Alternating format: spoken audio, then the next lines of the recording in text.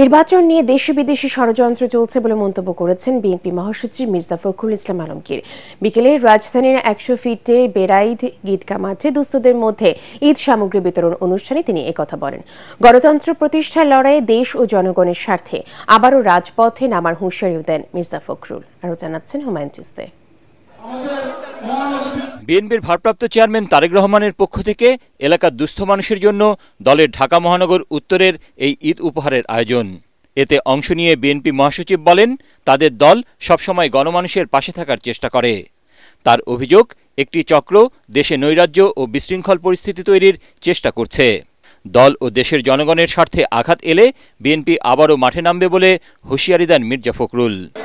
ভিশনের ফুলঝুরি mega অফারে fridge কিনলেই পাচ্ছেন 16 পিসের আকর্ষণীয় গিফট বক্স একদম ফ্রি।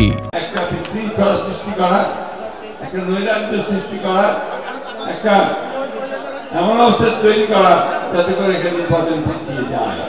তারা বাংলাদেশে একটা নৈরাজ্য সৃষ্টি করতে চায়, তারা বাংলাদেশকে বিভাজন সৃষ্টি করতে চায়।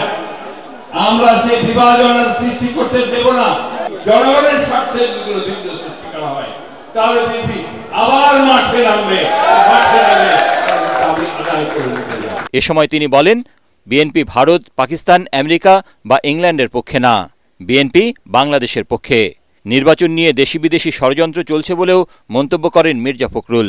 আমরা যখন নির্বাচনের কথা বলতে যাই তখন কিছু কিছু মানুষ আছে পরে আরে বিএনপি শুধু নির্বাচন করে।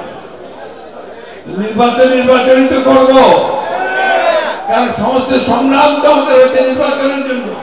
এই সরকার যে আছে এটাকে আমরা সমর্থন দিচ্ছি। কেন দিচ্ছি? আমরা চাই এই সরকার খুব দ্রুত আমাদেরকে প্রস্তুত থাকতে হবে। ষড়যন্ত্র হচ্ছে, চক্রান্ত হচ্ছে দেশে বিদেশে, আপনাদেরকে আবার আপনাদের ভোটের অধিকার থেকে বঞ্চিত করবার জন্য। ছাত্র জনতার সম্মিলিত প্রচেষ্টায় ভয়াবহ দানবের হাত থেকে দেশ মুক্তি পেয়েছে উল্লেখ করে দ্রুততম সময়ের মধ্যে নির্বাচন দেওয়ার আহ্বান জানান বিএনপি মহাসচিব। হুমায়ুন চিস্তি, এটিএন বাংলা, ঢাকা।